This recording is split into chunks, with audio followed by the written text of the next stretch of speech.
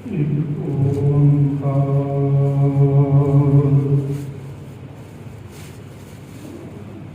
ਸਤਿਨਾਮ ਕਰਤਾ ਪੁਰਖ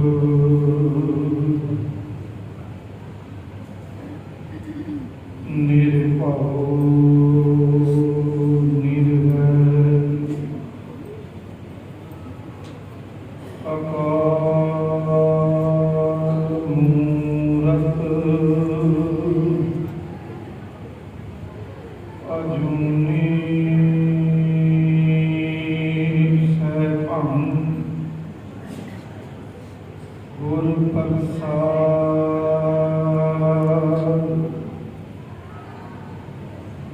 ਜਿਉਂ ਤੂੰ ਪ੍ਰੇਮ ਖੇਲਣ ਕਾ ਚਾਉ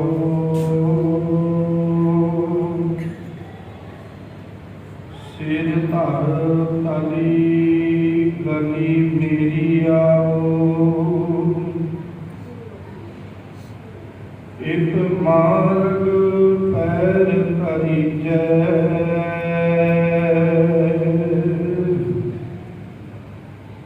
ਸਿਰ ਦੀਜੈ ਕਾਣ ਨਾ ਕੀਜੈ ਇੱਕ ਮਾਰਗ ਪੈਰ ਧਰੀਜੈ ਸਿਰ ਦੀਜੈ ਕਾਣ ਨਾ ਕੀਜੈ ਜੁਗੋ ਜੁਗ ਅਟਲ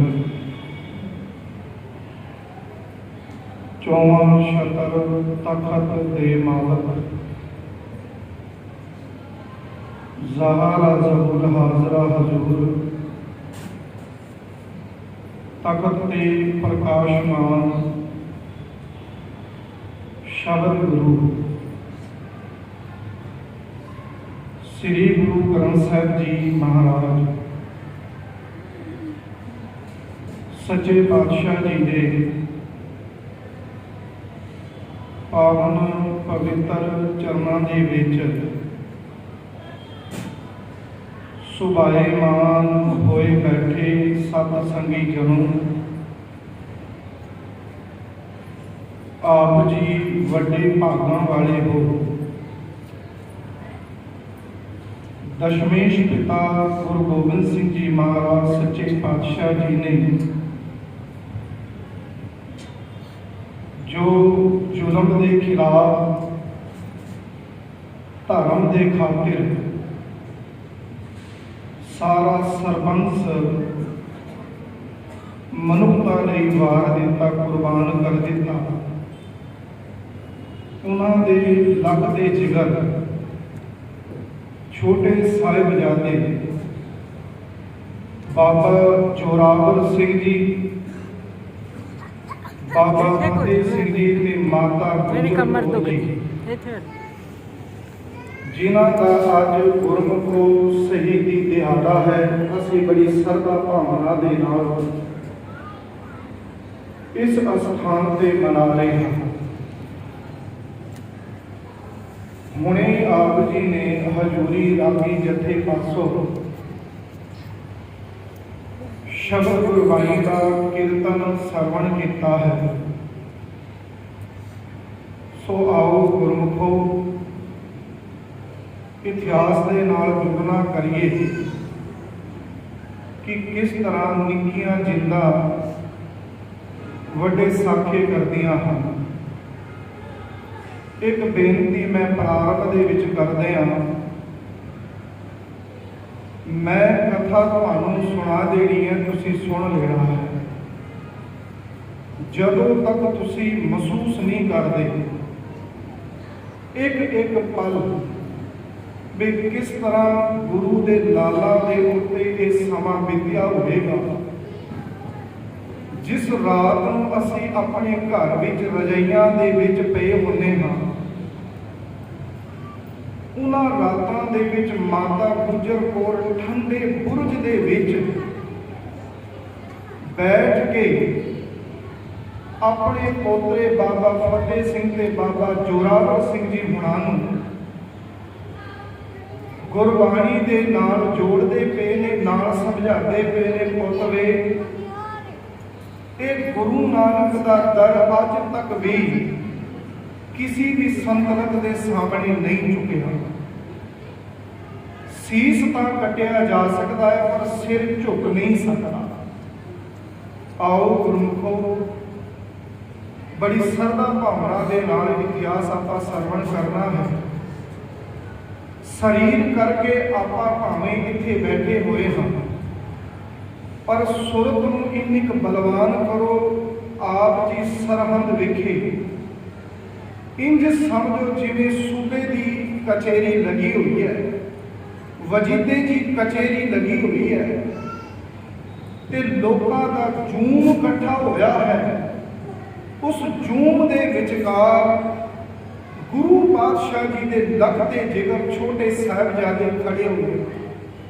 ਇੱਕ ਇੱਕ ਪਲ ਆਪਾਂ ਮਹਿਸੂਸ ਕਰਨਾ ਹੈ। ਆਓ ਬੜੀ ਸਰਦਾ ਭਾਵਨਾ ਦੇ ਨਾਲ ਗੁਰੂ ਗੋਬਿੰਦ ਸਿੰਘ ਜੀ ਮਹਾਰਾਜ ਪਾਤਸ਼ਾਹ ਜੀ ਦੀ ਬਖਸ਼ਿਸ਼ ਕੀਤੇ ਮੁਕੱਦਸ ਫਤਿਹ ਆਪ ਜੀ ਪ੍ਰਵਾਨ ਕਰੋ। ਬੁਲਾਓ ਫਤਿਹ। ਵਾਹਿਗੁਰੂ ਜੀ ਕਾ ਖਾਲਸਾ, ਵਾਹਿਗੁਰੂ ਜੀ ਕੀ ਫਤਿਹ।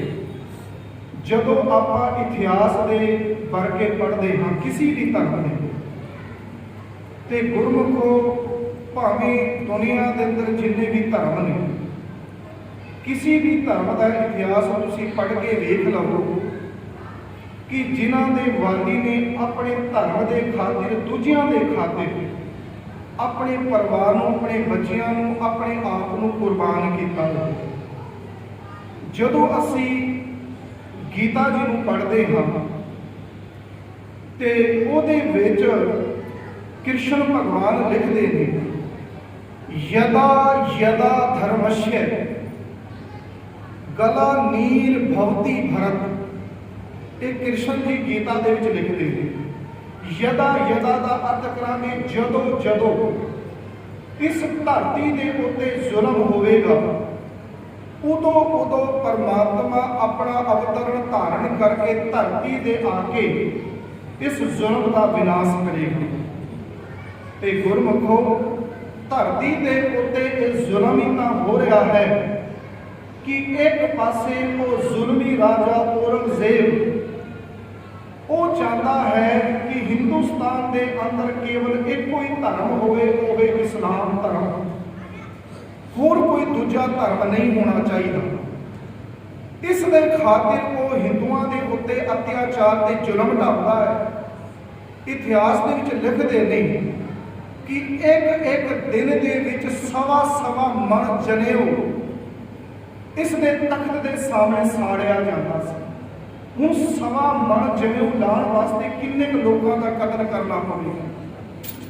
ਪਰ ਗੁਰਮੁਖੋ, ਉਸ ਵੇਲੇ ਉਹ ਜ਼ੁਲਮ ਸਹਿੰਦੇ ਰਹੇ, ਪਰ ਜ਼ੁਲਮ ਦੇ ਖਿਲਾਫ ਕਿਸੇ ਨੇ ਵੀ ਆਵਾਜ਼ ਨਹੀਂ ਚੁੱਕੀ। ਜੇ ਜ਼ੁਲਮ ਦੇ ਖਿਲਾਫ ਆਵਾਜ਼ ਚੁੱਕੀ ਹੈ ਤੇ ਗੁਰਮੁਖੋ, ਨੌਵੇਂ ਗੁਰਦੇਵ ਗੁਰੂ ਤੇਗ ਬਹਾਦਰ ਮਹਾਰਾਜ ਪਾਤਸ਼ਾਹ, ਜਿਨ੍ਹਾਂ ਨੇ ਹਿੰਦੂ ਧਰਮ ਦੀ ਰੱਖਿਆ ਵਾਸਤੇ ਆਪਣੇ ਆਪ ਦਾ ਬਲਿਦਾਨ ਦੇ ਦਿੱਤਾ, ਆਪਣਾ ਸੀਸ ਭੇਟਾ ਕਰ ਦਿੱਤਾ ਕਿ ਇਹਨਾਂ ਦਾ ਧਰਮ ਸਲਾਮਤ ਰਹੇ।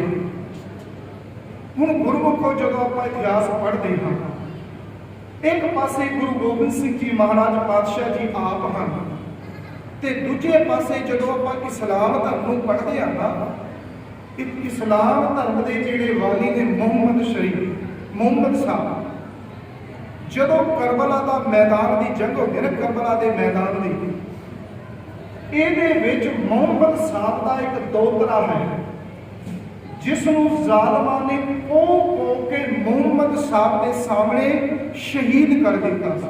ਧਿਆਨ ਨਾਲ ਸੁਣਨਾ ਬੱਚਾ। ਮੁਹੰਮਦ ਸਾਹਿਬ ਦਾ ਜਿਹੜਾ ਦੋਤਰਾ ਸੀ, ਕਰਬਲਾ ਦੇ ਮੈਦਾਨ ਦੇ ਵਿੱਚ ਉਸ ਨੂੰ ਉਹਨਾਂ ਦੀ ਅੱਖਾਂ ਦੇ ਸਾਹਮਣੇ ਉਹਨਾਂ ਦਾ ਜਦੋਂ ਕਤਲ ਕੀਤਾ ਗਿਆ, ਤੇ ਉਹ ਮੁਹੰਮਦ ਸਾਹਿਬ ਜਿਸ ਨੂੰ ਇਸਲਾਮ ਧਰਮ ਅੱਲਾ ਕਹਿੰਦਾ, ਰੱਬ ਦਾ ਰੂਪ ਕਹਿੰਦਾ ਹੈ, ਗੁਰਮੁਖੋ ਰੋ ਰੋ ਕੇ ਉਹਨਾਂ ਦੀ ਦਾੜੀ ਜਿਹੜੀ ਸੀ ਨਾ, ਹੰਝੂਆਂ ਦੇ ਨਾਲ ਭਿੱਜ ਗਈ ਸੀ।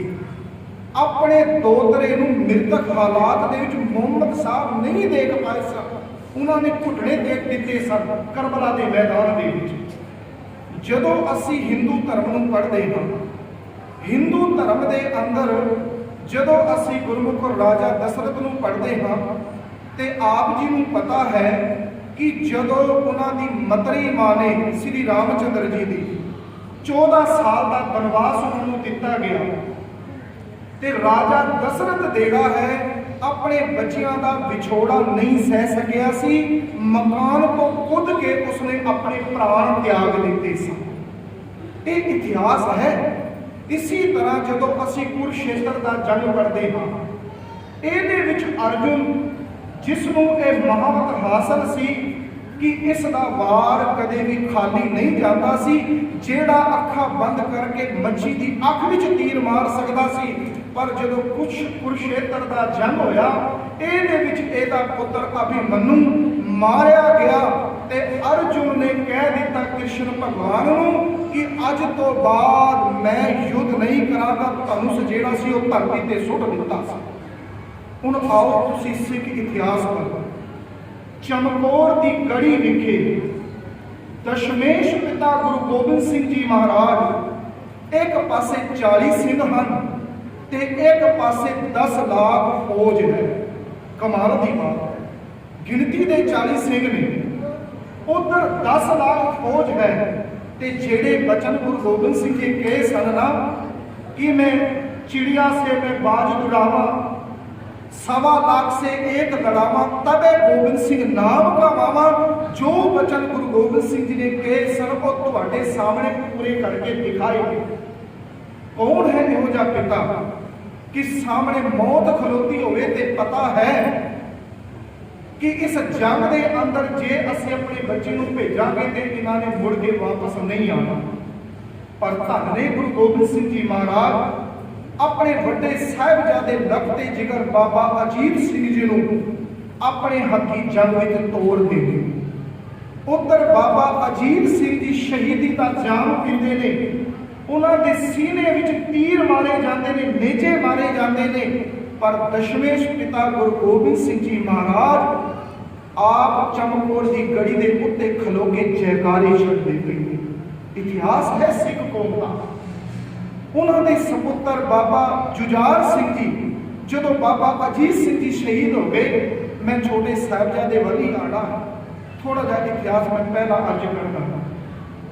जो बाबा जुझार सिंह जी अपने पिता गुरु गोबिंद सिंह जी को बेनती करते हैं, पिता जी वेखो मेरा वड्डा भरा कदे भी मेरे तो दूर नहीं गया, पर अज मेरा भरा दुनिया तो पहला शहीद होके परमेश्वर के चरणों के चला गया।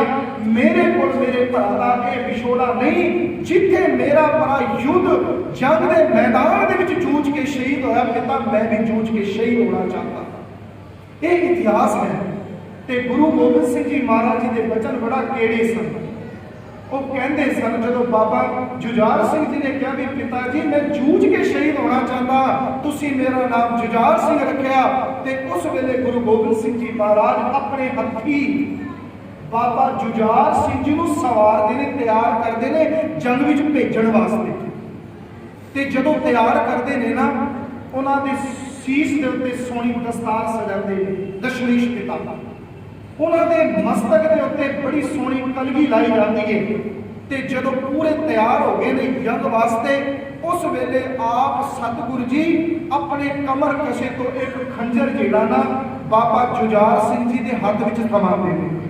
वो खंजर केड़ा, ये वही खंजर है जेड़ा गुरु हरगोबिंद साहब महाराज पातशाह जी ने माता नानकी जी को दिता सी। जदों माता नानकी जी ने कहा सी मेरा तेग बहादुर पुत्र भोला है, इसका की बनूंगा, ते उस वेले गुरु गोबिंद साहब महाराज पातशाह जी ने कहा सा नानकी इहदे घर विच जेड़ा पुत्र पैदा होएगा वो मां वाली सूरमा योद्धा पैदा होगा। ये खंजर तेरे पोतरे नूं दे। हुण वो खंजर जेड़ा गुरु गोबिंद सिंह जी महाराज बाबा जुझार सिंह जी नूं देण लगे ते वो वचन कहते ने, की कहते ने, हम देते हैं खंजर। गुरु गोबिंद सिंह जी कह रहे हम देते हैं खंजर, इसे शमशीर समझना, क्योंकि उम्र छोटी है। कहते पुतवे हम देते हैं खंजर, इसे शमशीर समझना, नेजों की जगह दादा का तीर तुम समझना, तेरे दादा का तीर समझ के चलाना इसनों।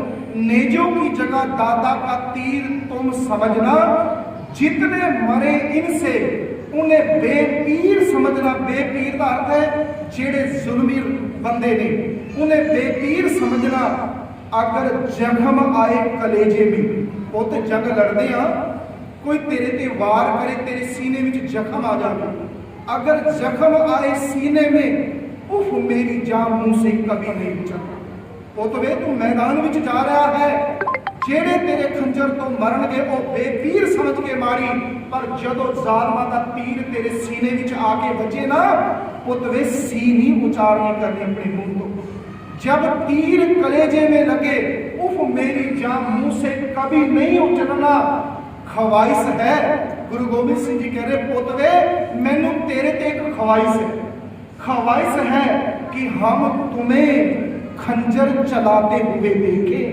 ये मेरी ख्वाहिश है, दिल की इच्छा है कि मैं उत्ते खड़ा होके वेखांगा मेरा पुत्र किवें खंजर चला रहा है। पुत वे ख्वाहिश है कि हम तुम्हें खंजर चलाते हुए देखे, इन आंखों से हम तुम्हारे सीने में नेजा तुम्हें खाते हुए देखे। जदों तुहाडे सीने में नेजा ते तीर बजे ना, मैं चाहता मेरी अखां दे सामने सब कुछ हाल वापरे ते होया। ज्यों ज्यों तीर बजते ने ना, उस वेले आखिर दम तक बाबा जुझार सिंह ने अपने पिता वल हथ के करके कहा सी, पिता जेड़ा तेरे नाल वादा कीता सी पूरा निभा चले। गुरमुखो हुण तुसी आ जाओ, अज दा जेड़ा साका वापरदा कहर वापरेगा सरहद लिखी। इधर गुरमुखो आप जी को पता है कि 9 पौह दी रात ये जेड़ा गंगू है सहेड़ी पिंड दा, ये कुछ मोहरा दे खातिर ये अपना मन डुला लेंदा है। माता गुजर कौर कहते ने, गंगू वेख तेन माया चाहिदी सी ते मंग के ले लेंदा पुत वे, गुरु घर विच किसी चीज की तोड़ थोड़ा ही है। पर जदों ये शब्द बोले ते गंगू ने भला की कहा, एक तां तुसी सरकार दे बागी हो, तुहाडा पत्ता पत्ता वैरी होया पै, मैं अपने घर विच तुहानूं पनाह दित्ती, मैं तुहानूं खट दित्ती, सौण वास्ते मंजा बिस्तरा दिता, खाण वास्ते प्रशादा दिता, ते तुसी मेरे ते इल्जाम ला रहे हो। गुरमुखो चोरी करके अंदरों डोल गया, लोभ का कुत्ता जिहड़ा इहदे अंदर भौंक रहा है। इसके मन विच एक ख्याल आया भी सरकार ने इनाम रखिया होया है, कुछ तो मोहरी मोहरा जिहड़ियां सन वो चोरियां कर लईआं ते जाके पिंड दे चौधरी नूं शिकायत की भी गुरु गोबिंद सिंह जी की माता उन्होंने 2 बच्चे मेरे कोल ने। हुण पिंड का चौधरी भी लालच के वस विच आके इसने मरीने के सूबेदार जानी खां ते मानी खां नूं शिकायत की ते जानी खां मानी खां जिहड़ा इन्हां नूं कैद करके गुरमुखो एक इतिहासकार होया दूना सिंह मंडूरिया, जिहड़े तुसीं इतिहास पढ़न दे शौकीन हो ते नैण ते सर्च मारना ने बड़े कमाल का इतिहास लिखिया साहिबजादा दा। वो लिखता है, वो है कथा गुरसुतन की, ये दूना सिंह मंडूरिया ने लिखा इतिहास। वो लिखता है कि जदों माता जी नूं ते 2 छोटे साहिबजादे नूं ये जानी खां मानी खां कैद करके ले जाते हैं मरिंडे, उस वेले गुरमुखो इन्हां दे जेड़े हथ ने ना वो पिछे बन दिते जाते हैं। ये दूना सिंह मंडूरिया लिखता है, भावें तुसीं इतिहास तुहानूं अज अजीब लगे, पर मैं तां किताब का जिक्र किया भी जे तुहानूं कोई पूछे तुसीं दस सकदे हो भी इस किताब दे विच लिखिया होया उन्हां दे दोवां हथ साहिबजादे दे पिछे बन दिते गए। गुरमुखो इत्थे तक वो लिखता है कि मिर्चा की बोरी खाली कराई गई ते खच्चर दे उत्ते लद के एक पासे बाबा जोरावर सिंह जी नूं बिठाया गया ते दूजे पासे बाबा फतेह सिंह जी नूं बिठाया गया। ये दूना सिंह मंडूरिया लिख रहा है ते पिछे नंगे पैरी माता गुजर कौर जी दी हथ जिहड़े ने बैड़ी विच जकड़ दिते गए, उन्होंने तोड़ तक पैदल नंगे पैर तोड़ के मरिंडे तक ले जाया गया।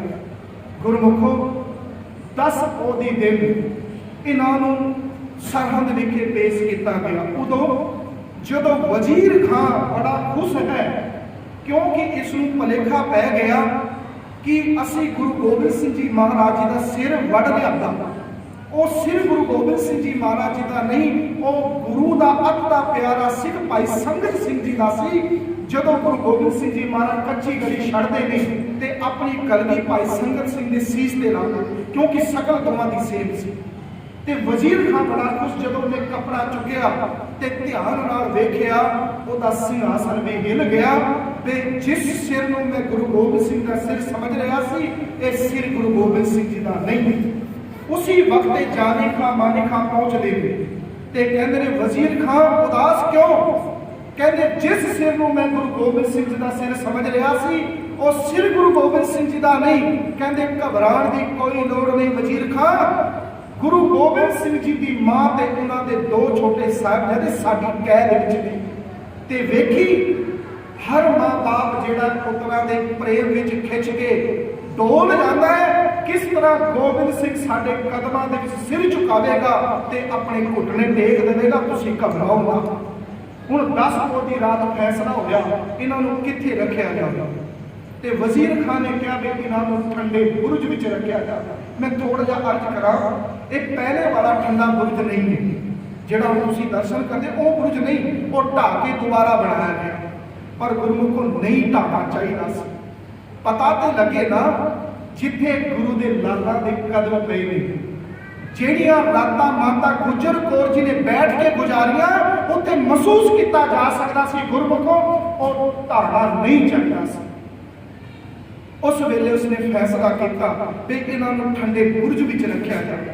ਇਹ ਠੰਡਾ ਬੁਰਜ ਜਿਹੜਾ ਨਾ ਗੁਰਮੁਖੋ ਵਜ਼ੀਰ ਖਾਨ ਨੇ ਆਪਣੇ ਵਾਸਤੇ ਬਣਾਇਆ ਸੀ ਕਿ ਜਦੋਂ ਅਤ ਦੀ ਗਰਮੀ ਪੈਂਦੀ ਸੀ ਨਾ, ਅਤ ਦੀ ਗਰਮੀ ਜਦੋਂ ਪੈਣੀ ਦੇ ਥੱਲੇ ਦੀ ਪਾਣੀ ਲੱਗਦਾ ਸੀ ਤੇ ਹਵਾ ਜਦੋਂ ਵਗਦੀ ਸੀ ਪਾਣੀ ਟੱਚ ਹੋ ਕੇ ਉੱਤਾ ਜਾਂਦੀ ਸੀ, ਇਸ ਤਰ੍ਹਾਂ ਲੱਗਦਾ ਸੀ ਜਿਵੇਂ ਏਸੀ ਚੱਲਦੀ ਹੋਵੇ। ਯਾਨੀ ਕਿ ਗਰਮੀ ਦੇ ਵਿੱਚ ਵੀ ਠੰਡੇ ਬੁਰਜ ਵਿੱਚ ਅਤ ਦੀ ਠੰਡੀ ਹਵਾ ਵਗਦੀ ਸੀ। ਗਰਮੀ ਵਿੱਚ ਜੇ ਇੰਨੀ ਹਵਾ ਠੰਡੀ ਵਗ ਸਕਦੀ ਹੈ, ਸਰਦੀ ਵਿੱਚ ਉੱਥੇ ਕੀ ਹਾਲ ਹੋਵੇਗਾ। ਗੁਰਮੁਖੋ 10 ਪੋਹ ਦੀ ਰਾਤ ਮਾਤਾ ਗੁਜਰ ਕੌਰ ਠੰਡੇ ਬੁਰਜ ਵਿੱਚ ਰਹੀ। 11 ਪੋਹ ਜਦੋਂ ਦਿਨ ਚੜਿਆ, ਪਹਿਲੀ ਪੇਸੀ ਜਿਹੜੀ ਨਾ 11 ਪੋਹ ਦੀ ਹੈ। ਕਹਿੰਦੇ ਜਦੋਂ ਦਿਨ ਚੜਿਆ, ਸੂਰਜ ਦੀ ਟਿੱਕੀ ਚੜੀ ਤੇ ਸੂਬੇ ਦੀ ਪੁੱਤਰ ਕਚੇਰੀ ਸਜ ਗਈ। ਮਾਤਾ ਗੁਜਰ ਕੌਰ ਜੀ ਕਹਿਣ ਲੱਗੇ, ਬਾਬਾ ਫਤਿਹ ਸਿੰਘ ਜੀ ਨੂੰ ਸੀਨੇ ਨਾਲ ਲਾ ਕੇ, ਪੁੱਤ ਵੇਖ ਝੂਠੇ ਰਾਜਿਆਂ ਦੀ ਜ਼ਾਲਮਾਂ ਦੀ ਕਚੇਰੀ ਸਜ ਚੁੱਕੀ ਹੈ। ਪੁੱਤ ਵੇ ਕਿਧਰੇ ਡੋਲ ਨਾ ਜਾਇਓ। ਵੇਖੋ ਤੁਹਾਡਾ ਜਿਹੜਾ ਨਕੜ ਦਾਦਾ ਹੋਇਆ ਨਾ ਗੁਰੂ ਅਰਜਨ ਮਹਾਰਾਜ ਪਾਤਸ਼ਾਹ, ਉਹਨਾਂ ਨੂੰ ਤੱਤੀ ਤਵੀ ਦੇ ਉੱਤੇ ਬਿਠਾਇਆ ਗਿਆ ਪਰ ਈਰ ਨਹੀਂ ਮੰਨੀ। ਉਹਨਾਂ ਨੂੰ ਦੇਗ ਵਿੱਚ ਉਬਾਲ ਦਿੱਤਾ ਗਿਆ, ਈਰ ਨਹੀਂ ਮੰਨੀ। ਉਹਨਾਂ ਦੇ ਸਰ ਵਿੱਚ ਗਰਮ ਰੇਤ ਪਾਈ ਗਈ ਪਰ ਈਰ ਨਹੀਂ ਮੰਨੀ। ਪੁੱਤ ਵੇ ਤੱਤੀ ਤਵੀ ਦੇ ਉੱਤੇ ਬੈਠ ਕੇ ਉਹਨਾਂ ਨੇ ਇੱਕ ਬਚਨ ਕਿਹਾ ਸੀ। ਗੁਰੂ ਅਰਜਨ ਮਹਾਰਾਜ ਪਾਤਸ਼ਾਹ ਜੀ ਨੇ ਬੜਾ ਕਿਹੜੇ ਬਚਨ ਸਨ। ਮੇਰੀ ਸਦਾ ਕੋ ਦਬਾਨਾ ਤੋਂ ਮੁਮਕਿਨ ਹੈ। ਸਦਾ ਦਾ ਅਰਥ ਹੈ ਸਰੀਰ, ਵੀ ਮੇਰੇ ਸਰੀਰ ਨੂੰ ਖਤਮ ਕਰਨਾ ਮੁਮਕਿਨ ਹੈ, ਤੁਸੀਂ ਕੁਝ ਦੇਰ ਬਾਅਦ ਖਤਮ ਕਰ ਦੋਗੇ। मेरी सदा को दबाना तो मुमकिन है, मगर बदलते वक्त की रफ्तार कौन रोकेगा। फांसी लो, आतिश हो, अहन बुलंद सही, मगर हयात की ललकार कौन रोकेगा। और मेरे ख्यालों की परवाज को रोकने वालों, मेरे हरगोबिंद की तलवार को रोकेगा। मेरे हरगोबिंद सिंह ने वो तलवार चुकने, उनकी तलवार तुहाडे कोल सही नहीं जानी। पुत वे तेरे दादा गुरु तेग बहादुर महाराज पातशाह हिंदुओं के खातिर, उन्होंने बोधी धोती जनेऊ के खातिर चांदनी चौक विच अपना सिर तक कटा लिया।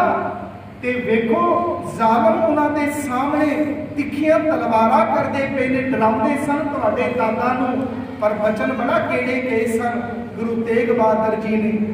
मैं हूं तेग ते कर ले तेग तू भी। गुरु तेग बहादुर जी ने बचन कहे सन चांदनी चौक में, मैं हूं तेग ते कर ले तेग तू भी। एक नहीं वरत ले 100 तेगा। और मैनू लकबा है तेग बहादुरी का। लकबा मिलिया सी गुरु हरगोबिंद साहब जी ने दिता सी जदों ये 9 साल की उम्र में जंग लड़े सन, करतारपुर की जित गए सन। फिर तेग बहादुरी का खिताब मिलिया सी। और मैनू लकबा है तेग बहादुरी का, मेरे सामने नहीं सकदियां 100 तेगा। और मैं जमदे तेगां दी छां आ। क्योंकि जदों छोटे सन गुरु तेग बहादुर पातशाह ते गुरु हरगोबिंद साहब जी ने मीरी पीरी की 2 तलवारां पाईयां सन। ਤੇ ਜਦੋਂ ਗੋਦ ਵਿੱਚ ਚੁੱਕਦੇ ਸਨ ਤੇ ਉਹਨਾਂ ਨਾਲ ਖੇਡਦੇ ਸਨ ਗੁਰੂ ਤੇਗ ਬਹਾਦਰ ਜੀ। ਕਹਿ ਰਹੇ ਨੇ ਜ਼ਾਲਮ ਨੂੰ, ਉਹ ਮੈਂ ਜੰਮਦੇ ਤੇਗਾਂ ਦੀ ਛਾਂ ਮਾਣੀ, ਮੇਰੇ ਬਾਪੂ ਨੇ ਪਹਿਨੀਆਂ 2 ਤੇਗਾਂ, ਮੇਰੇ ਪਿਤਾ ਦੀ ਅਣਖ ਬਹਾਦਰੀ ਤੇ ਪਰਖਦਾ ਰਿਹਾ ਤੇਰਾ ਪਿਓ ਤੇਗਾ, ਤੇਰਾ ਦਾਦਾ ਪੜਦਾਦਾ ਪਰਖਦਾ ਰਿਹਾ, ਮੇਰੇ ਪਿਤਾ ਦੀ ਅਣਖ ਬਹਾਦਰੀ ਤੇ ਪਰਖਦਾ ਰਿਹਾ ਤੇਰਾ ਪਿਓ ਤੇਗਾ, ਹੁਣ ਵੀ ਵੇਖ ਲਈ ਭਵਿੱਖ ਅੰਦਰ। ਹੁਣ ਕਹਿ ਰਹੇ ਨੇ ਗੁਰੂ ਤੇਗ ਬਹਾਦਰ ਮਹਾਰਾਜ ਔਰੰਗਜ਼ੇਬ ਨੂੰ, ਹੁਣ ਵੀ ਵੇਖ ਲੈ ਭਵਿੱਖ ਅੰਦਰ, ਮੇਰੇ ਪੁੱਤਰ ਨੇ ਬਾਣੀਆਂ ਉਹ ਤੇਗਾ, ਉਹਦੀ ਤੇਗ ਵਿੱਚੋਂ ਜਿਹੜੀ ਤੇਗ ਨਿਕਲੂ, ਲੱਖਾਂ ਲੇਖੀਆਂ ਤੇਰੀਆਂ ਖੋ ਤੇਗਾ। ਹੁਣ ਵੀ ਵੇਖ ਲਈ, ਸਮਾਂ ਦੂਰ ਨਹੀਂ। ਤੇ ਪੁੱਤ ਵੇਖ ਤੇਰੇ ਦਾਦਾ ਡੋਲਿਆ ਨਹੀਂ, ਸੀਸ ਕਟਾ ਦਿੱਤਾ ਪਰ ਸਿਰ ਝੁਕਾਇਆ ਨਹੀਂ। ਪੁੱਤ ਵੇ ਗੁਰੂ ਨਾਨਕ ਦਾ ਦਰ ਕਿਸੇ ਦੇ ਸਾਹਮਣੇ ਨਹੀਂ ਝੁਕਿਆ, ਅੱਜ ਵੀ ਝੁਕਣ ਨਹੀਂ ਦਿੰਦਾ। 11 ਉਹ ਕਚੇਰੀ ਵਿੱਚ ਗਏ, ਦਰਵਾਜ਼ਾ ਬੰਦ। ਸਭ ਤੋਂ ਪਹਿਲਾਂ ਜੁੱਤੀ ਦਿਖਾਏ ਬਾਬਾ ਜੋਰਾਵਰ ਸਿੰਘ, ਬਾਬਾ ਫਤਿਹ ਸਿੰਘ। ਜਦੋਂ ਪਹੁੰਚੇ ਉਹਨਾਂ ਨੇ ਗੱਜ ਕੇ ਫਤਿਹ ਬੁਲਾਈ, ਵਾਹਿਗੁਰੂ ਜੀ ਕਾ ਖਾਲਸਾ ਵਾਹਿਗੁਰੂ ਜੀ ਕੀ ਫਤਿਹ। ਜਿਹੜੀ ਝੂਠੀ ਸੂਬੇ ਦੀ ਕਚੇਰੀ ਸਜੀ ਹੋਈ ਸੀ, ਸਾਰੇ ਦੰਗ ਰਹਿ ਗਏ। ਕਹਿਣ ਲੱਗੇ, ਬੱਚਿਓ ਤੁਹਾਨੂੰ ਪਤਾ ਨਹੀਂ, ਇਹ ਵਜ਼ੀਰ ਖਾਨ ਦਾ ਰਾਜ ਹੈ, ਵਜ਼ੀਰ ਖਾਨ ਦੀ ਕਚੇਰੀ ਹੈ, ਇੱਥੇ ਸਲਾਮ ਕਿਹਾ ਜਾਂਦਾ ਹੈ, ਫਤਿਹ ਨਹੀਂ ਬੁਲਾਈ ਜਾਂਦੀ। ਹੋ ਗੁਰਸਿੱਖੋ ਵੇਖੋ, ਛੋਟੀ ਉਮਰ ਦੇ ਵਿੱਚ ਕਿੱਡੇ ਵੱਡੇ ਇਹਨਾਂ ਦੇ ਰੁਤਬੇ ਵੱਡੇ। ਕਹਿਣ ਲੱਗੇ, ਹੋਵੇਗਾ ਰਾਜਾ ਤੇਰਾ।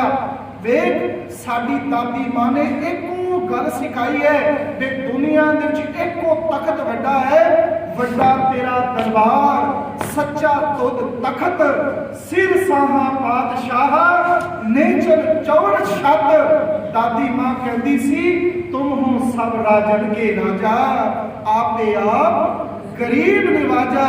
ਗੁਰੂ ਨਾਨਕ ਤੋਂ ਵੱਡਾ ਦੁਨੀਆ ਦੇ ਵਿੱਚ ਹੋਰ ਕੋਈ ਰਾਜਾ ਤੇ ਦਰ ਨਹੀਂ। ਇਹ ਸਿਰ ਕੇਵਲ ਗੁਰੂ ਨਾਨਕ ਦੇ ਕਦਮਾਂ ਦੇ ਵਿੱਚ ਝੁਕਦਾ ਹੈ, ਔਰ ਕਿਸੇ ਦੇ ਕਦਮਾਂ ਦੇ ਵਿੱਚ ਇਹ ਸਿਰ ਨਹੀਂ ਝੁਕਦਾ।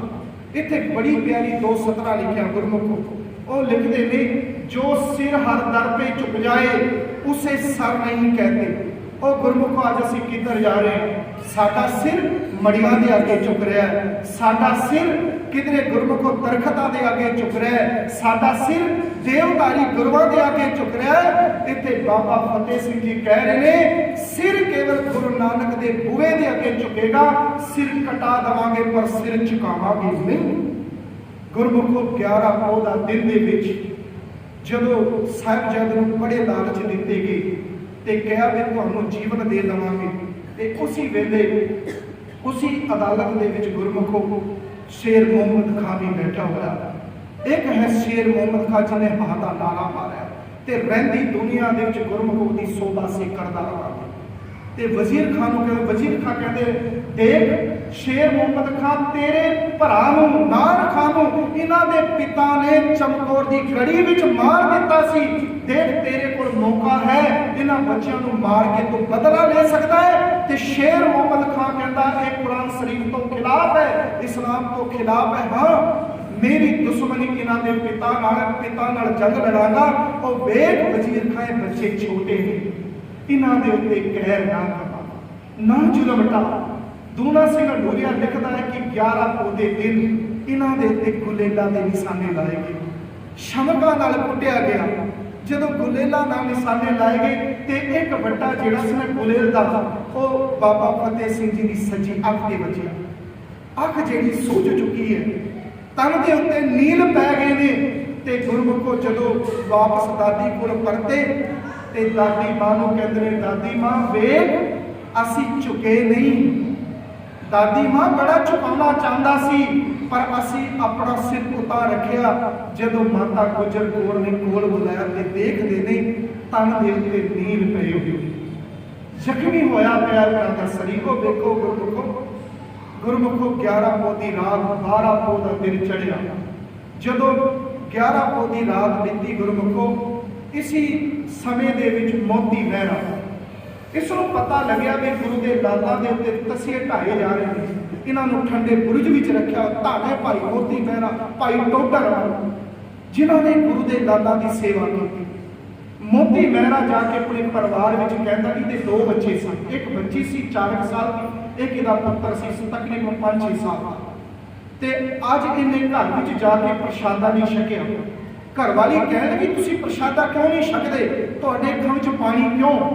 ਕਹਿੰਦੇ ਮੈਂ ਕੀ ਦੱਸਾਂ, ਗੁਰੂ ਦੇ ਲਾਡਲੇ 2 ਬੱਚੇ ਸੂਬੇ ਦੇ ਠੰਡੇ ਬੁਰਜ ਵਿੱਚ ਰੱਖੇ ਹੋਏ, ਕਈ ਦਿਨਾਂ ਤੋਂ ਕੁਝ ਖਾਦਾ ਨਹੀਂ, ਉਹਨਾਂ ਦੇ ਉੱਤੇ ਜ਼ੁਲਮ ਬੜੇ ਢਾਏ ਜਾ ਰਹੇ ਹਨ, ਪੀਣ ਵਾਸਤੇ ਪਾਣੀ ਤੱਕ ਨਹੀਂ ਦਿੱਤਾ ਗਿਆ। ਮੇਰਾ ਦਿਲ ਕਰਦਾ ਮੈਂ ਦੁੱਧ ਉਹਨਾਂ ਨੂੰ ਪਿਆ ਕੇ ਆਵਾਂ, ਪਰ ਜ਼ੁਲਮ ਸਰਕਾਰ ਤੋਂ ਡਰ ਵੀ ਲੱਗਦਾ ਹੈ ਕਿ ਪੱਤਾ ਜਿਹੜਾ ਨਾ ਸਿੱਖਾਂ ਦਾ ਵੈਰੀ ਹੋ ਗਿਆ। ਤੇ ਸਰਕਾਰੀ ਜ਼ੁਲਮ ਨੇ ਇਹ ਗੱਲ ਕਹੀ ਹੈ ਕਿ ਜੋ ਵੀ ਇਹਨਾਂ ਦੀ ਸੇਵਾ ਕਰੇਗਾ ਉਹਦਾ ਪਰਿਵਾਰ ਕੋਲੋਂ ਵਿੱਚ ਪੀੜ ਦਿੱਤਾ ਜਾਵੇਗਾ। ਇੰਨੀ ਕੁ ਗੱਲ ਸੁਣੀ ਤੇ ਬੱਚੀ ਪ੍ਰਸ਼ਾਦਾ ਛੱਡ ਕੇ ਉੱਠ ਗਈ। ਕਹਿੰਦੇ ਪਿਤਾ ਜੇ ਗੁਰੂ ਸਾਡੇ ਵਾਸਤੇ ਆਪਣੇ ਬੱਚੇ ਵਾਰ ਸਕਦਾ ਹੈ, ਪਿਤਾ ਤੂੰ ਸਾਡੀ ਪਰਵਾਹ ਨਾ ਕਰ, ਅਗਰ ਸਾਨੂੰ ਸੂਬਾ ਜਿਹੜਾ ਕੋਲੋਂ ਵਿੱਚ ਪੀੜ ਦੇਵੇਗਾ ਤੇ ਅਸੀਂ ਆਪਣੇ ਆਪ ਨੂੰ ਭਾਗਾ ਵਾਲਾ ਸਮਝਾਂਗੇ। ਪਿਤਾ ਕੋਈ ਗੱਲ ਨਹੀਂ, ਤੂੰ ਬਹੁਤ ਬੱਚਿਆਂ ਨੂੰ ਜ਼ਰੂਰ ਬੱਚਿਆਂ ਨੂੰ ਜ਼ਰੂਰ ਛਕਾ। ਇਹ ਮੋਤੀ ਮਹਿਰਾ ਜਾਂਦਾ ਕੁਝ ਗਹਿਣੇ ਦੇਤਾ ਹੈ ਮਾਤਾ ਗੁਜਰ ਪੁੱਛਦੇ ਤੇ ਧੀਰੀ ਆਵਾਜ਼ ਸੇ ਚੁਕਾ ਕੇ ਮਾਤਾ ਮੈਂ ਮੋਤੀ ਮਹਿਰਾ ਕਾਹਦੇ ਵਾਸਤੇ ਆਇਆ? ਮਾਤਾ ਦੁੱਧ ਪਿਆਉਣ ਵਾਸਤੇ ਆਇਆ ਤੇਰੇ ਲਾਲਾ। ਕਹਿੰਦੇ ਦੇ ਤੈਨੂੰ ਪਤਾ ਨਹੀਂ, ਜੇ ਜਾਵਾਂ ਨੂੰ ਪਤਾ ਲੱਗਿਆ ਤੇਰੇ ਬੱਚਿਆਂ ਨੂੰ ਕੋਲੋਂ ਵਿੱਚ ਪੀੜ ਦਿੱਤਾ ਜਾਏਗਾ। ਮਾਂ ਮੈਨੂੰ ਕੋਈ ਪਰਵਾਹ ਨਹੀਂ ਤੇ ਤੁਸੀਂ ਕਿਰਪਾ ਕਰੋ ਮੇਰਾ ਦੁੱਧ ਤੇ ਭੇਟਾ ਪ੍ਰਵਾਨ ਕਰੋ। ਜਦੋਂ ਉਸਨੇ ਦੁੱਧ ਪਿਆਇਆ ਗੁਰਮੁਖੋ, ਉਸ ਵੇਲੇ ਇੱਕ ਕਵੀ ਹੋਇਆ ਕੁੰਦਨ ਸਿੰਘ, ਇੱਥੇ ਨਾ ਵਾਰਤਾਲਾਪ ਬੜੀ ਪਿਆਰੀ ਸਤਨਾ ਲਿਖਦਾ ਹੈ। ਕਹਿੰਦੇ ਨੇ ਉਹਦਾ ਧਿਆਨ ਬਾਬਾ ਫਤਿਹ ਸਿੰਘ ਜੀ ਦੇ ਚਿਹਰੇ ਤੇ ਚਲਾ ਗਿਆ ਤੇ ਮੋਤੀ ਮਹਿਰਾ ਵੇਖ ਕੇ ਰੋ ਪਿਆ ਤੇ ਕਹਿਣ ਲੱਗੇ ਵੀ ਮੇਰੇ ਵੱਸ ਦੀ ਗੱਲ ਨਹੀਂ ਤੇ ਇਹਨਾਂ ਲਾਲਾਂ ਨੂੰ ਮੈਂ ਆਪਣੇ ਘਰ ਲੈ ਕੇ ਚਲਾ ਜਾਂਦਾ। ਕਿਸ ਤਰ੍ਹਾਂ ਇਹਨਾਂ ਦੇ ਬੁੱਲ ਨੀਲੇ ਪੈ ਗਏ ਨੇ ਠੰਡ ਕਰਕੇ, ਹੱਥ ਦੇ ਪੋਟੇ ਜਿਹੜੇ ਨੇ ਇਹ ਵੀ ਨੀਲੇ ਪੈ ਚੁੱਕੇ ਨੇ ਤੇ ਗੁਰਮੁਖੋ ਠੰਡ ਸੀਤ ਹਵਾ ਵਗੇ ਤੇ ਉਹ ਬੇਨਤੀ ਕਰਦਾ ਮਾਤਾ ਗੁਜਰ ਕੌਰ ਨੂੰ। ਕਹਿੰਦੇ ਇੱਕ ਕੀਰਤੀ ਹਾਂ ਮਾਂ ਮੇਰੀਏ, ਮੈਂ ਇੱਕ ਕੀਰਤੀ ਹਾਂ, ਹੱਲ ਨਹੀਂ ਕਰ ਸਕਦਾ ਗੁੱਝੇ ਇਹਨਾਂ ਸਵਾਲਾਂ ਨੂੰ। ਉਸਨੇ ਘਰ ਸੱਦ ਕੇ ਲਾਲ ਫੜਾ ਦਿੱਤੇ, ਗੰਗੂ ਨੂੰ ਕਹਿ ਰਿਹਾ, ਉਸਨੇ ਘਰ ਸੱਦ ਕੇ ਲਾਲ ਫੜਾ ਦਿੱਤੇ। ਝੂਰੇਗਾ ਖੋਟੇ ਕਰਮਾਂ ਨੂੰ, ਉਸ ਗੰਗੂ ਥਾਂ ਕਿਤੇ ਮੈਂ ਹੁੰਦਾ। ਮਾਂ ਮੇਰੀਏ ਉਸ ਗੰਗੂ ਥਾਂ ਕਿਤੇ ਮੈਂ ਹੁੰਦਾ, ਪਲਕਾਂ ਤੇ ਬਿਠਾਉਂਦਾ ਬਾਲਿਆਂ ਨੂੰ, ਰੱਬ ਵਾਂਗੂ ਤੈਨੂੰ ਪੂਜਦਾ। ਮਾਂ ਮੇਰੀਏ ਰੱਬ ਵਾਂਗੂ ਤੈਨੂੰ ਪੂਜਦਾ ਮੈਂ, ਪਲਕਾਂ ਤੇ ਬਿਠਾਉਂਦਾ ਲਾਲਾ ਨੂੰ। ਇਹ ਬੱਚਾ ਬਹੁਤਾ ਚਿਰ ਤੇਰੇ ਕਦਮਾਂ ਵਿੱਚ ਨਹੀਂ ਬਹਿ ਸਕਦਾ। ਇਹ ਮਾਂ ਮੇਰੀਏ ਕੱਕੜ ਠੰਡ ਤੇ ਯੱਗ ਵਰਸਦਾ। ਇਹ ਭਾਈ ਮੋਤੀ ਮਹਿਰਾ ਕਹਿ ਰਿਹਾ ਕਿਉਂਕਿ ਉਸ ਵੇਲੇ ਉਸ ਪੈ ਰਹੀ ਸੀ। ਕੱਕੜ ਠੰਡ ਤੇ ਯੱਗ ਵਰਸਦਾ, ਮੇਰਾ ਵਸ ਚਲੇ ਮੈਂ ਮੋੜ ਦਿਆਂ, ਤੁਸੀਂ ਹੁਕਮ ਕਰੋ ਮਾਂ ਮੇਰੀਏ, ਮੈਂ ਅੱਗ ਲਾ ਕੇ ਆਪਣੇ ਆਪ ਨੂੰ ਬਾਲ ਦਿਆਂ। ਤੁਸੀਂ ਹੁਕਮ ਕਰੋ ਅੱਗ ਲਾ ਕੇ ਮੈਂ ਆਪਣੇ ਆਪ ਨੂੰ ਬਾਲ ਦਿਆਂ, ਮੈਂ ਮੱਚ ਜਾਵਾਂ। ਮਾਂ ਮੇਰੀਏ ਮੈਂ ਮੱਚ ਜਾਵਾਂ, ਠੰਡ ਨਾ ਲੱਗੇ ਤੇਰੇ ਲਾਲ ਇਹਨਾਂ ਬਾਲਾਂ ਨੂੰ। ਇੱਕ ਦੁੱਧ ਦਾ ਗੜਵਾ ਹਾਜ਼ਰ ਹੈ, ਆਪ ਛਕੋ ਤੇ ਛਕਾਓ ਲਾਲਾ। ਇਹ ਬੱਚਾ ਤੇਰੇ ਕਦਮਾਂ ਵਿੱਚ ਬਹੁਤਾ ਚਿਰ ਨਹੀਂ ਬਹਿ ਸਕਦਾ, ਬੜਾ ਸਮਾਂ ਮੈਂ ਤੇਰੇ ਕੋਲ ਨਹੀਂ ਬਹਿ ਸਕਦਾ। ਇਹ ਬੱਚਾ ਤੇਰੇ ਕਦਮਾਂ ਵਿੱਚ ਮੈਂ ਬਹੁਤਾ ਚਿਰ ਨਹੀਂ ਬਹਿ ਸਕਦਾ। ਬਦਕਿਸਮਤ ਹੂੰ ਚਲੋ ਘਰ ਮੇਰੇ, ਮੈਂ ਤਾਂ ਇੰਨਾ ਵੀ ਨਹੀਂ ਕਹਿ ਸਕਦਾ। ਬਦਕਿਸਮਤ ਹੂੰ ਚਲੋ ਘਰ ਮੇਰੇ, ਮੈਂ ਤਾਂ ਇੰਨਾ ਵੀ ਨਹੀਂ ਕਹਿ ਸਕਦਾ।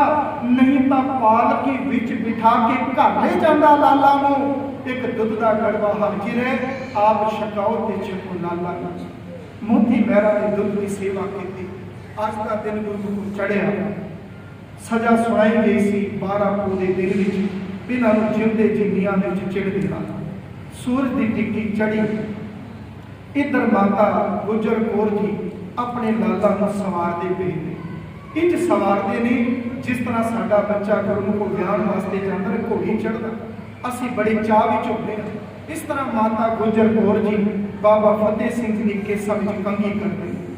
ਇੰਨੀ ਕੁ ਦੇਰ 'ਚ ਸੂਬੇ ਦੇ ਜਿਹੜੇ ਸਿਪਾਹੀ ਨੇ ਉਹ ਪਹੁੰਚਦੇ ਨੇ, ਕਹਿੰਦੇ ਨੇ ਮਾਂ ਤੇਰੇ ਬੱਚਿਆਂ ਨੂੰ ਸਾਡੇ ਹਵਾਲੇ ਕਰ। ਤੇ ਮਾਤਾ ਗੁਜਰ ਕੌਰ ਕਹਿੰਦੇ ਨੇ मेरे बच्चों का कसूर की है, ओ मेरे लाला का कसूर की है। मां सानू नहीं पता तेरे बच्चों का कसूर की है, जो वजीर खान का हुक्म असी हुक्म बजा है। ते उस वेले गुरमुखो ये लिखते हैं, कहते जदों क्या मां तेरे लाला नूं साडे हवाले कर, ते माता गुजर कौर कहते बाबा फतेह सिंह नूं पुੱਤ वे जाने से पहले तुम्हें सीने से लगा तो लूं, जाने से पहले तुम्हें सीने से लगा तो लूं, तुम्हें मस्तक पे तुम्हारे कल की सजा तो दूं, चले हो मौत को बिहाने, जाने से पहले तुम्हें दूल्हा बना तो दूं। तुसी मौत को बिहान वास्ते चलियो बच्चों मेरे हो, मैं जाने से पहले तुहानू दूल्हा बना दवा, तुसी चंद्री मौत को जाके बिहान। गुरमुखो दोवां साहिबजादे तन के उत्ते नीले चोले पाए हुए ने, पीली पजामी चूड़ीदार, बड़ी सोहनी जुत्ती पैरों विच है, कल की सीस ते लगी हुई है, ते उन्होंने अगे अगे ला दिता गया जाए। कहते कुछ कदम चले ने बाबा फतेह सिंह ते बाबा जोरावर सिंह, ते बाबा फतेह सिंह दी चलते हुए रुक के अपनी दादी मां वाल तकते ने, ते कदम पिछे होके मुड़ के दादी मां के कदमों च दोवां भरा मत्था टेकते ने। ते गुरमुखो उत्थे लिखदा यार अल्लाह खा जोगी, वो लिखदा तुर पे दोवें लाड़वे जद फतेह बुला के, वे दोवां बच्चे फतेह बुला के चले ने, तुर पे दोवें लाड़वे जद फतेह बुला के, वार अखीरी मां दे चरनी हथ ला के, आखिरी वार में हुण मुड़ के नहीं असी आना, वार अखीरी मां दे चरनी हथ ला के, बूवे विच परत के बोले मुस्कुरा के, मां उड़ीकांगे तैनूं सचखंड विच जाके।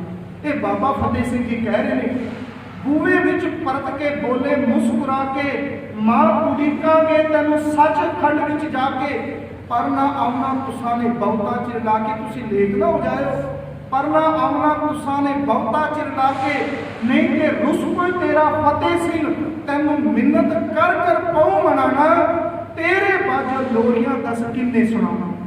मां लोरियां तो सानू देंदी सी, सचखंड में कौन लोरियां सुनावेगा। ते माता गुजर कौर जी भला की कहते ने, चलो मेरे हीरियो मैं मगरे आवा, पुत्ता बाजो जीवदियां कत सुनिया मावा। और गुरमुखो दोवें साहिबजादे कंधां दे विच खड़े कीते गए। जालिम ने इट्टां जिहड़ियां सासर बेग ते बासर बेग, ये दो जलाल जिन्होंने साहिबजादा नूं शहीद किया, इट्टां जिहड़ियां चढ़नियां शुरू हो गईयां। जदों इट्टां बाबा फतेह सिंह जी के चेहरे ते आई, ते बाबा जोरावर सिंह जी कहते वीरा वेख दुनिया में तेरे तो पहला मैं आया, पर वेखो कमाल की खेड़ करतार दी, आया मैं पहला पर दुनिया तो पहला तू चले आया। गुरमुखो आपस दे विच दोवां वीरां ने आखिरी फतेह बुलाई, एक दूजे वाल वेखिया, ते आखिरली ईद जिहड़ी है वो रख दिती गई। कुछ मिनट बाद गुरमुखो वो जिस कंध दे विच चिणे हुए सन, इंज लगदा जिवें ताहा मार के कुदरत भी रोंदा होवे, इट्टां भी रोंदियां होण, और इट्टां दी दीवार जिहड़ी ना फट गई, टुट गई। दोवां साहिबजादे इट्टां दे विच दब गए। गुरमुखो इतिहासकार लिखदे ने कि बाबा फतेह सिंह जी का पैर का गुठा हिल रहा सी। कहते जदों वेख्या ना इस जालिम ने, वजीर खान ने, कि बच्चे हले जिउंदे ने, ते इसने बासल बेग नूं हुक्म किया इन्हां नूं जीवा किया जाए। जीवा पता किनूं कहते हैं? हौली हौली इन्हां दा गला कट देना। गुरमुखो बाबा जोरावर सिंह जी की छाती ते सासल बेग चढ़िया, बाबा फतेह सिंह जी की छाती के उत्ते बासल बेग बैठ गया, ते दोवां जलादा ने हौली हौली को के इन्हां दी जिहड़ी साह लेण वाली संग सी उसनूं वढना शुरू किया। पैर हलदे ने बाबा फतेह सिंह जी ने, खून दी नाल वग पई है, फुआरे तुर पए ने, इंज लगदा है खून दे विचों आवाज़ देंदे होण, खालसा जी असी जेड़ी नींह चलिया रख के ध्यान रखना, सदा कुर्बानी देनी पवेगी ते देंदे रहो। गुरमुखो दोवां साहिबजादे उन्होंने जीवा करके अज शहीद कर दिता गया। इधर गुरु गोबिंद सिंह जी महाराज सच्चे पातशाह राय कला, इन्होंने इत्थे ही सुनेहा मिलता। सो कोटान कोट प्रणाम इन्हां शहीदां ਰਹਿਮਤ ਕਰਨ, ਸਭਨਾਂ ਦੀ ਹਾਜ਼ਰੀ ਦਰਦੀ ਪ੍ਰਵਾਨ ਕਰਨ। ਸੋ ਭੁੱਲ ਚੁੱਕ ਦੀ ਮਾਫੀ ਬੁਲਾਓ ਫਤਿਹ। ਵਾਹਿਗੁਰੂ ਜੀ ਕਾ ਖਾਲਸਾ, ਵਾਹਿਗੁਰੂ ਜੀ ਕੀ ਫਤਿਹ। ਰਾਮ ਕਰੇ ਮੈਂ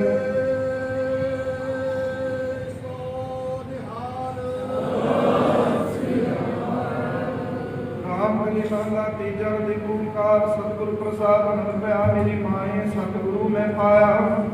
सतगुर का पाया सहज सिद्धि मन बुझियां वाधाइयां राग रतन परवार भरियां शब्द गावणी आईयां।